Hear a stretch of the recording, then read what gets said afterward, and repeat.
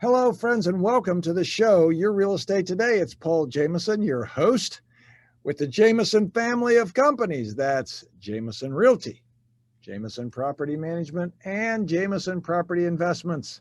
This show, if you're a first-time listener, is about real estate. Anything having to do with your home and your mortgage, things around your home. If you're a buyer or seller, or if you're an investor, we're going to talk about a lot of categories today. We've got a lot going on. My guests today, I've got two guests today. It's kind of going to be a little bit of a ping pong match. We're going to start with Sandy Dickinson with Cross Country Mortgage. Hey, Sandy, welcome back. Hi, good to be back. Good to have you. We're going to be talking with Sandy, not just for the first segment mortgage update. Then she's going to join me if she so chooses for segment 3 and 4. And we're going to talk a little bit about refinances. And we're going to talk a little bit about sellers, buyers, and investors in this market. So we have a ton to share today. Also, super special guest is Ryan Barclay with Junkluggers. Now, I just had a very good experience with their company. Ryan is a new relationship that we have formed through the property management company. And I'm excited to hear his story and a little bit about him in the second segment. So look forward to that and look forward to sharing with you. So let's just kick right into it. What do you say, Sandy? You ready? Let's do it. Okay, here we go. All right. So what did I learn this week? And we're going to kind of break it into segments. Now, I want to say this up front about what Sandy and I are going to talk about today. This may be a two-parter topics because there's a lot. Sandy and I conferred this morning over what we were going to talk about today. And she's like, my goodness. What happened to you? You just kind of like went crazy with the discussion. I said, yeah, I did. So, and I wasn't having coffee. That's pretty good for me. Yeah. So anyway, all right. You ready? Ready. Okay, here we go. All right. Sellers. What did I learn this week? Sellers. Sellers are not selling for 3 very typical reasons. And we're going to break those down in more details later. But there are 3 reasons. Number 1, you don't have a place to go and are afraid you won't find one. You don't have a place to go and you're afraid you won't find one. You know, it's interesting as we look at that, and when we're still dealing with an inventory market that is like 0.6 months of inventory. That's in translation, somewhere around 17 or 18 days, meaning that if no new houses came on the market in 18 days, the inventory would be exhausted. Now, you all hear a lot of buzz. Oh, but the builders. Oh, but the foreclosures. Oh, but the forbearances. It isn't anywhere near enough to match the demand that we have in our market right now. The biggest segment of the market, of course, are the millennials right now coming into the market and the seniors coming into the market, of which I am one. Sandy's still in her 30s, so she doesn't fit that category quite yet. But in any case, there are those that first is probably one of the biggest. They're afraid they won't have any place to go. Second, sellers are afraid that getting the house ready will be too much of an expense. They feel like they've got to redo the kitchens, redo the bathrooms, have everything pristine, and clean up and declutter and stage and get the stump out of the yard that's been there ever since they cut down the tree where they buried the dog 20 years ago. They got to do a lot of stuff. And they're worried about doing a lot of stuff and the cost and expense of doing that. And then third, Oh, by the way, this survey of these top threes in each category, they were unprofessionally done by a survey company that actually has no credentials, aka people we talk to all the time. Okay. Number three, they don't want the hassle of the showings. They don't want people traipsing through their house. They don't want to do it. They don't want 50 people coming. They don't want the hassle. They don't want it. And they've decided that that part of the market they just don't want. And so that's where they decide to stay right now. So they're not actually putting their home on the market for those reasons. All right. Next, let's talk about the buyers. Buyers are tired. They've been writing offers and not winning. And dang, it's crazy. And what's causing them to lose? Here's their top three. Number one, they're afraid that they're going to overpay. Number two, they don't have the cash to put down or pay a larger due diligence fee over the appraisal. Number three, they can't compete against all cash offers in the marketplace. And we're going to talk about that. And last, investors. What are the top three reasons causing investors to pause right now? Number one, they feel that they're overpaying for inventory and it makes them nervous. Number two, yields are lower and they like things the way they used to be. And number three, it costs more to do repairs and alterations, and that adds to the cost in the bottom line. And can you even get anybody to do repairs to get a house rent ready right now is the big question. So later on in the show, we're going to start breaking this stuff down. But in the meantime, Sandy, how about that mortgage update? Okay, so the rates are not bad right now. They're down just a tad from last week. However, that may or may not last. The Fed wants to talk about tapering the interest rates. There's a lot of controversy on that. Internationally, from the European Central Bank, our friend Fabio says, don't rush to do that. So they don't want to ruin the economy. And as of now, the rates are 0.25% lower than last year. We've seen that overall the refinances are down about 9% year over year. And purchases were up 2% this week, but over year, about down 4%. And that may be because the pandemic loosened up just a tad this time last year and people were racing to buy houses. So talking about a race, it's an amazing race out there to find houses. The builders can't keep up, and all the things Paul talked about. On top of that, the Fed is talking about a tax credit for first-time buyers or for workers like firemen and policemen. And we in the real estate business believe that that will be throwing gas on the fire because there's already low demand, and it'll be counterproductive because the pricing will go up on the houses again, and that will again hurt these first-time buyers. So they'd be better off maybe to do a tax credit or something other than giving them money to buy houses. And that's the mortgage update. All right. Well, Sandy will be back in segment 3. We got Ryan Barclay coming up in the next segment. We're going to be talking with him about his business, and I'm excited about that. And also, if you want to watch us, you can get on to my YouTube channel at Jameson Realty, or you can listen to the podcast through the WBT website show tab and go to the show Your Real Estate Today. So we've got a lot more to come. This show, Your Real Estate Today, here on News Talk 1110, 99.3 WBT. Don't go anywhere. Welcome back, friends. We're glad you're spending your Saturday afternoon with us. I'm Paul Jameson, your host.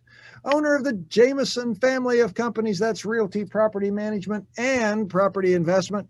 So glad that you are spending the day with us, and wherever you are and whatever you're doing, hope you got one arm out the window cruising or a nice sipping drink to sit back and learn about what we're doing today. So thumbs up on that. All right. So as promised in the last segment, I am going to introduce you all to a new relationship that we have at Jameson. Welcome, Ryan Barclay, to Your Real Estate Today. Thanks for having me, Paul. Yeah, man, glad to be here. We've talked on the phone, now on the Zoom, which you can look at on Jameson Realty YouTube channel. This is the first time I've actually seen what he looks like. Good-looking guy for, what you perceived somebody in the junk business to be. He's got all his teeth, got his hair. He looks pretty good. Thank you. I tell you, I do my best, but I didn't shave this morning because I didn't realize radio was now also video. Well, the reality is I've been at it so long, I have been told by many people that not only do I have a face for radio, but when I go to the door, it happens to me so often. They look at me and they look up and down and they get a real confused look on their face. And I already know what they're thinking. And evidently, I have a short, fat man voice. And I'm 6'3". I don't know what happened, but I guess I'm a tall man in a short, fat man body. So that's all I can say.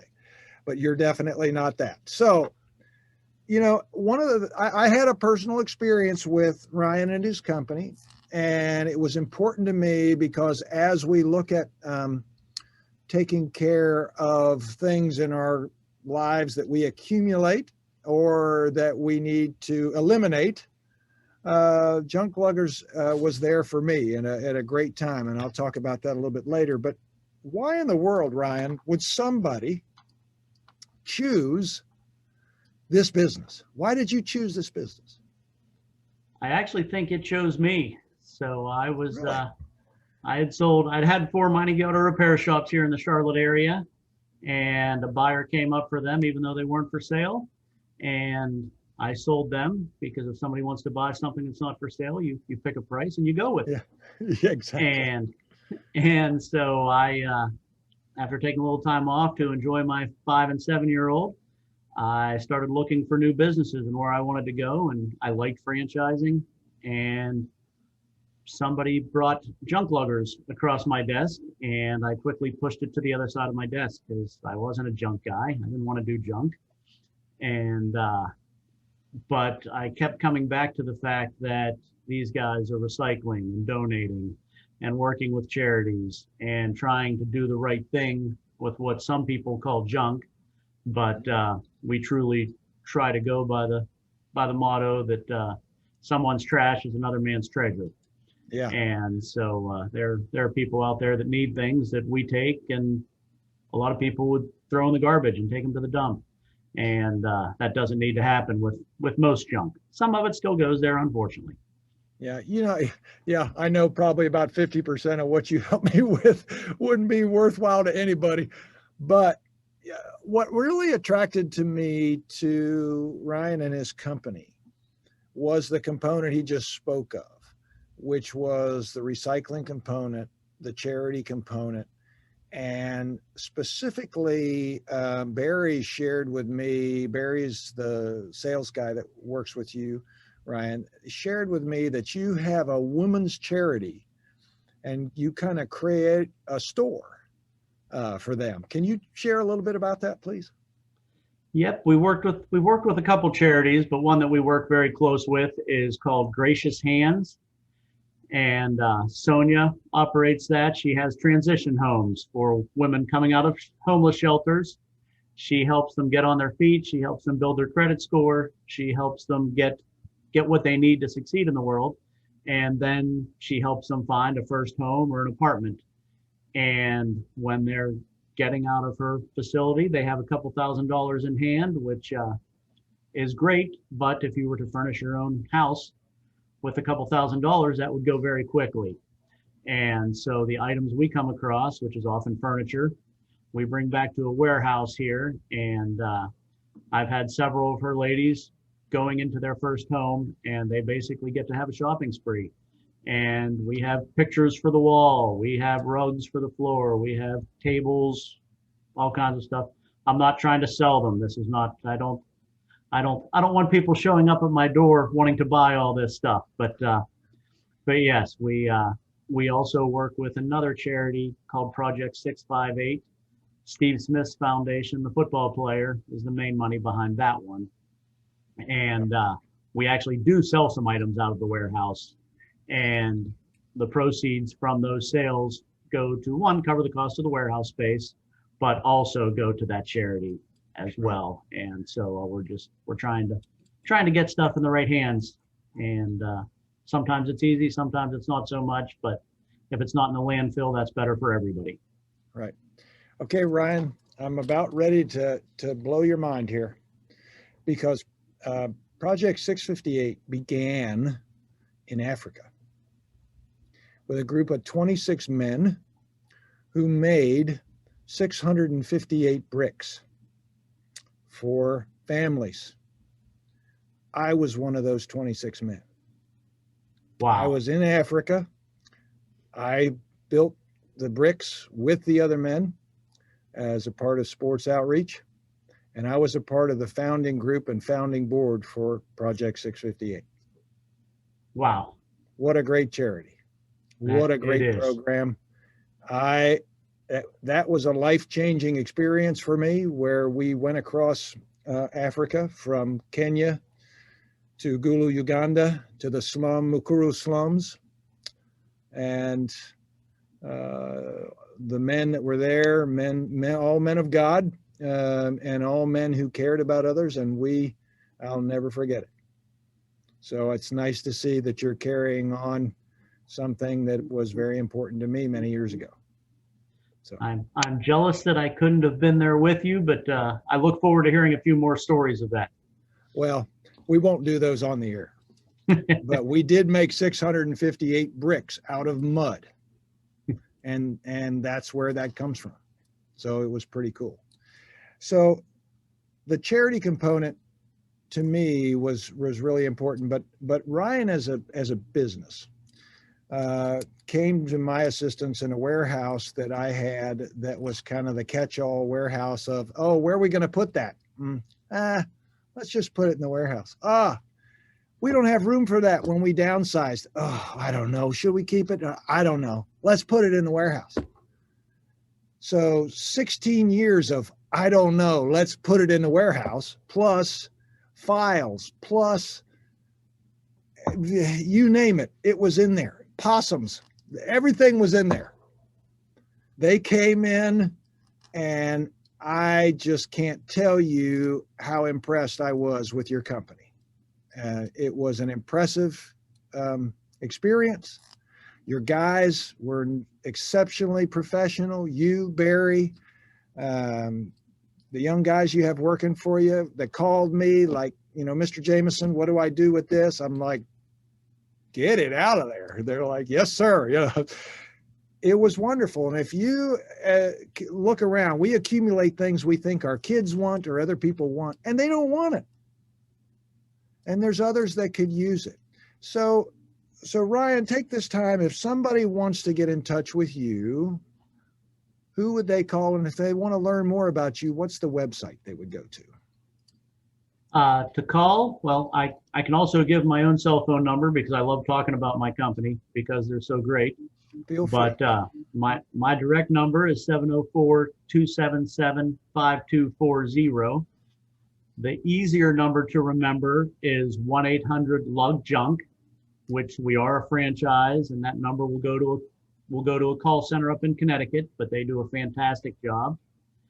And also, just learning more about the business, you can go to junkluggersofcharlotte.com, and that will have my picture on there, and many other things, and pictures of some jobs we've done, the type of work we do. But really, there is not much we won't take, aside from drugs, hazardous material, and guns and bodies are really pretty much where we draw the line. So That sounds good. That sounds good, Ryan. Thank you for joining me today. If you want to speak to Ryan, 1-800-LUG-JUNK, 1-800-LUG-JUNK, 584-5865, junkluggersofcharlotte.com. God bless you, friend. Thanks for being with us. The show Your Real Estate Today. We'll be right back, so stay tuned. We've got much more.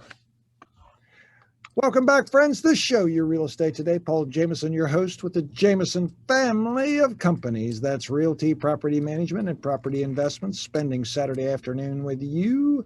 Hope you're riding around with one arm out and having a good time, or the wind's going through your hair, or whatever it's supposed to be happening this afternoon, and you're sipping something tasty while we talk about real estate and mortgages and all kinds of things going on in the real estate market today. Now, I do want to share with you that we're back now with Sandy and Ryan with Junkluggers. What a great guy. It was really a privilege to have him with us and a privilege to work with him. But also, it's always a privilege to work with Sandy. She's been such a good partner to myself and to my clients. We're thankful that her and Cross Country Mortgage are helping people get things done. As a matter of fact, I learned that Sandy at Cross Country, they're doing something now to meet the demand of the market. Because with the volume of business that is out there right now, it's getting through the mortgage process has to meet the demand sometimes of some pretty quick turnarounds. Yes? Yes. So how do you do that? So we prepare the client upfront and we prepare the loan upfront. So with a purchase, we are now sending them, we can do a quick pre-approval based on a quick application, credit pull, and a few documents that we receive from the borrower. And we feel really good about those pre-approvals. But we go one step further now, and we submit these loans to the underwriter without a property, and we get a credit underwriting approval on it. So what does that mean? That means when you go buy a house, all we need is the appraisal, the contract, and the title work, basically, to get you closed. Now, that's not to say that the attorneys and the appraisers aren't running behind, and we don't always need an appraisal. But it does make your sellers feel better.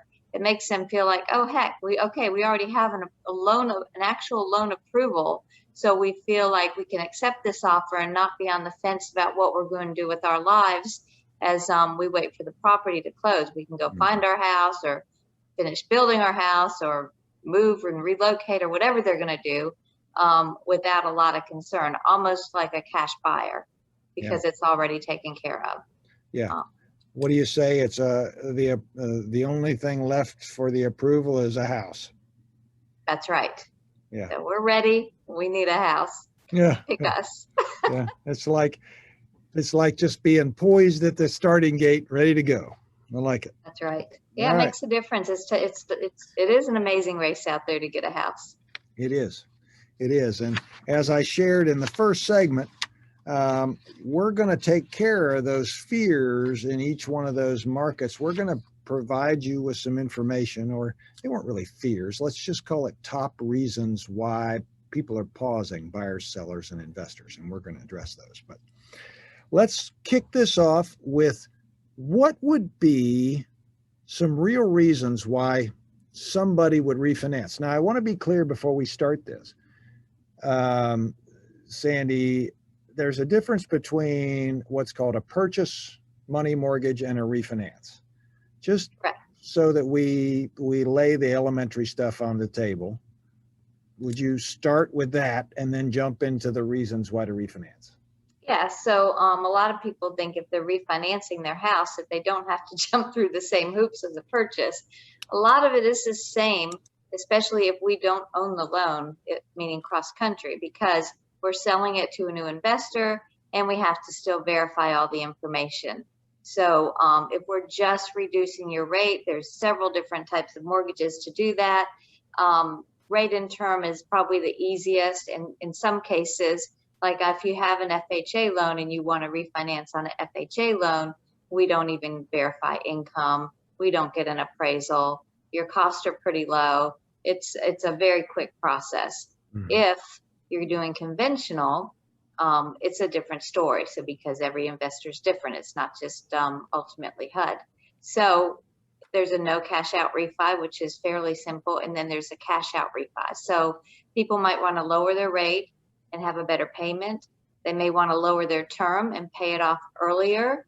They might want to take cash out for home improvements. We're seeing that a lot, or debt consolidation. Because rates are so low, they can pay off credit cards and other types of loans that are over 10 and 12 and 20% rate and get them in the low 3s or the high 2s.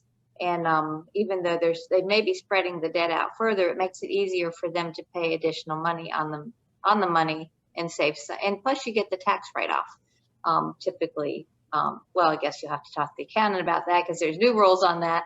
But What's the disclaimer? A potential tax write-off. You can send your kids to college on your house money. You can take a nice trip. Everybody needs a vacation now. But there's lots of reasons to take cash out. But there's several reasons to refinance as well.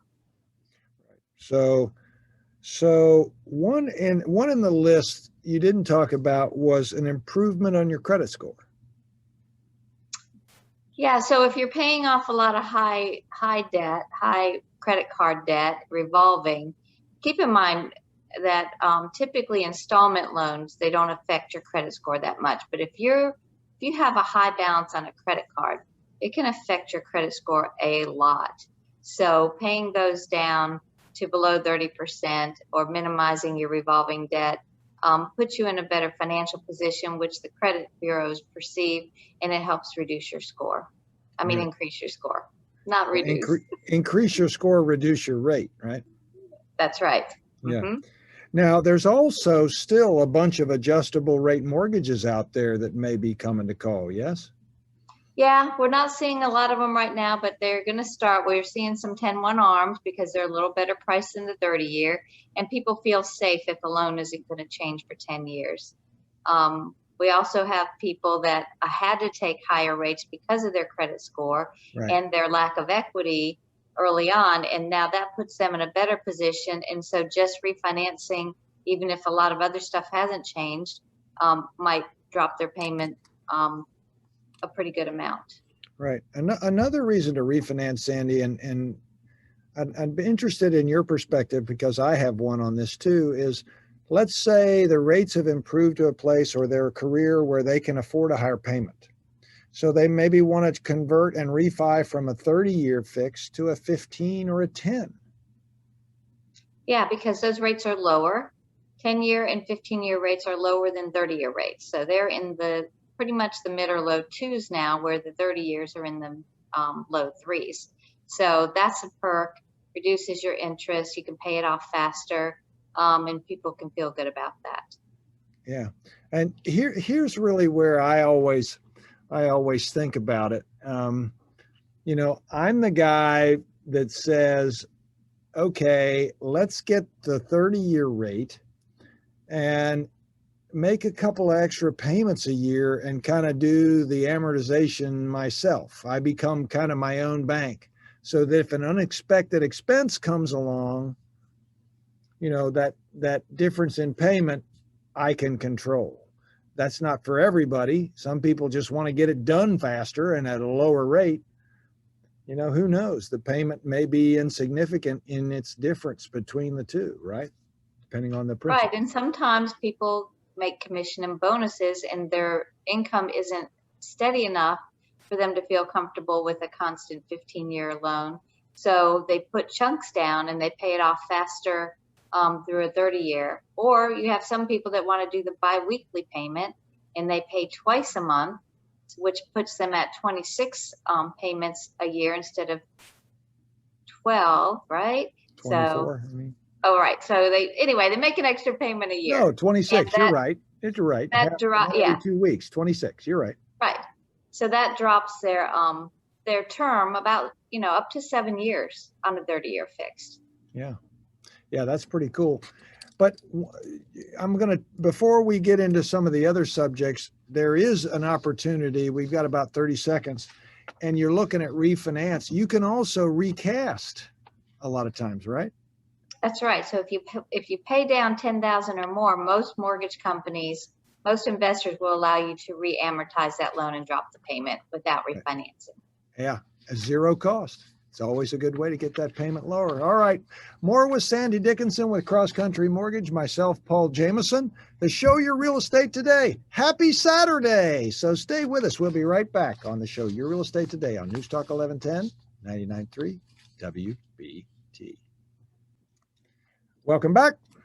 Happy Saturday. It's Paul Jameson, your host of the show Your Real Estate Today here on News Talk 1110. We're excited to be with you. Here with Sandy Dickinson with Cross Country Mortgage. Sandy, welcome back. All right. Sandy, you forgot number 7. Yes, I did. Would you like to share one other reason why you might want to refinance number 7, please? Yes. So what we do is we look at the tangible net benefit of each borrower if they want to refinance. And what that means is it worth it for you to do it? So some people have mortgage insurance and their value has increased, and we can get rid of it with a refinance. You don't always have to refinance to get rid of PMI. You typically do have to refinance to get rid of FHA mortgage insurance. But that's something we can evaluate. So we always gather your current mortgage statement, and we ask what your goal is, and then we come up with some scenarios to see if what you were thinking is what you really want to do. Right. And I think in looking at that, so I don't know that we're gonna, probably the next show we're gonna talk about preparing for the refinance, but as a part of that, Sandy, they've got to get, if you want to refinance and capture these rates, or if you want to buy and capture these rates, would it not be advisable for people to get in touch with you as early as possible? Absolutely. Yeah. So we have some people that wanted to refinance and waited till the last, till they were like, okay, I really want to do it now. And I pulled their credit, and there was a little something going on there that they had to fix, and they could miss out on like they were waiting for the right rate. We pulled credit, and then they couldn't do it right away because they had to fix their credit issue, or they had something else to take care of, or they didn't know they had another lien against their house. So like you keep bringing it up about my son that had the medical bill that he's my junior that was in my name. Thank you for bringing that up. They've dinged my credit by 90 points. Yes. Yeah. Yeah. Not only did I put my 40-year-old son in timeout, he liked it there. I bet he did. Yeah. He must have kids. He has 3 kids. He really liked it there. So anyway, so I don't know what my screen is doing. There's a FaceTime call happening on my screen while I'm talking on the air. That's weird. Yeah, I don't know why. That's bizarre. Okay, it went away. All right, so now, Sandy, if people are interested in refinance, what should they do? Well, number one, you should get your mortgage statement. I mean, how do they get in touch with you? Oh, how do you get in touch with me? Call me, 704-577-0144. Always better to call than try to email or text. We get a lot of correspondence every day. If you want an immediate answer, I will answer the phone if at all possible, or I'll call you back pretty quickly. Yeah. All right. So we're going to talk about preparing for refinance next time. All right. Okay. All right. So I'm going to try to get through one part of my mantra from the beginning of the show, which was settling up on the top 3 buyer, seller, and investor reasons for a pause right now. So why wouldn't you sell? Why wouldn't you buy? And since I got Sandy here, I'll do buyers first. How's that, Sandy? Why would a buyer not buy right now? Huh? Yeah, I like buyers. Okay. So my first thing was, You don't have a place to go. Oh, that's seller. All right. Let's do buyer. I want to do buyer. Okay, hold on. I'm trying to make it so Sandy can participate since I have her here. All right, buyers. You're tired of writing offers and not winning. So here's the first one. You are afraid you are going to overpay. That's why you don't buy right now, because the market is hot, right? The market is super hot. So some houses are going for 10, 20, 30, 50, 100,000 over asking price. And you're afraid you're buying the roll of toilet paper that is the very last roll of Charmin inside of Harris Teeter's warehouse and having to pay up for it.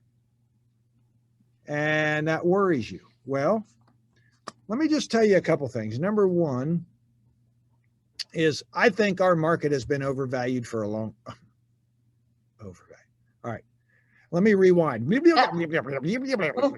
I believe our market has been undervalued for a long time.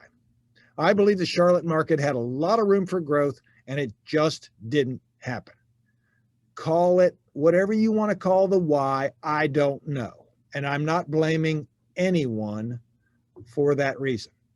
All I'm saying is that there was a lot of hidden demand that was sitting on the sidelines and a lot of demand that is now, for reasons out of our control, COVID, that have brought people from other states with lots of money that see the value of living in Charlotte, Jacksonville, Nashville, Knoxville, places like that, that are weather friendly, economically friendly, tax friendly today, right? So that has brought a lot of awareness of actually what a great deal it is to be in Charlotte, meaning Gaston County, Mecklenburg County, great state of Mecklenburg, and even in South Carolina, Fort Mill, York County, you know, even with all the quirkiness going on, and that it is in a truly growth mode, right? So buyers think they're overpaying, but really, so far this year, the market's gone up 13%, and that is going to slow. We're not going to see 13% every 6 months in growth. Some of the decisions that they're making right now with the 2040 plan and other things could throw a monkey wrench into our market, but demand is demand. And that's simple supply economics. And as long as we don't have a supply that meets the demand, prices are going to continue to go up. And the great equalizer, Sandy, you will concur with this, is the appraisal, right? That's true. However, appraisals are having a tough time too right now. This is like herding cats, trying to figure out what something's worth, because adjustments are being made not yearly, not monthly, but pretty much weekly in the value of what's going on. So overpayment, I don't know. I don't know if I buy into that scenario, but there is a little bit of hoggishness, and that hoggishness will flush itself out too. So kind of the nature of things. Next, you don't have the cash to put down or pay large due diligences over appraisals. Now, Sandy alluded to it earlier in the show, and that is with the right lender, with the right letter, with the right planning, you can compete. But you're going to have some cash, right, Sandy? Yes, unfortunately, yes. Yeah. I don't really know what to say if you're FHA, VA, or USDA, but if you save some cash and you shape it right along with a strong lender, you're going to be able to compete. And we've seen it time and time again. We've got a tremendous pool of pendings, and Sandy's got a big chunk of them because she's got her act together. So people know it's going to close. So cash is certainly important, but you got to have ample savings. If you don't, you're going to wear yourself out, right? And then just quickly, there are some creative ways to compete against cash. And we'll talk about that later, but there are companies that can come in and act as a cash purchase, and then Sandy comes back in and refis. So we'll talk about that in the next show. But Sandy, again, how do they reach you at Cross Country? They call my mobile at 704-577-0144. And I'm Paul Jameson. If you're interested in buying, selling, or investing, or have a house that we can help you manage and as an investment, you can call us at 846-DONE, 846-3663, or the guy that got mad because I didn't do the area code, 704-846-3663, or on the web at myjamesonhomes.com. God bless. Have a happy Saturday. We'll talk to you next week.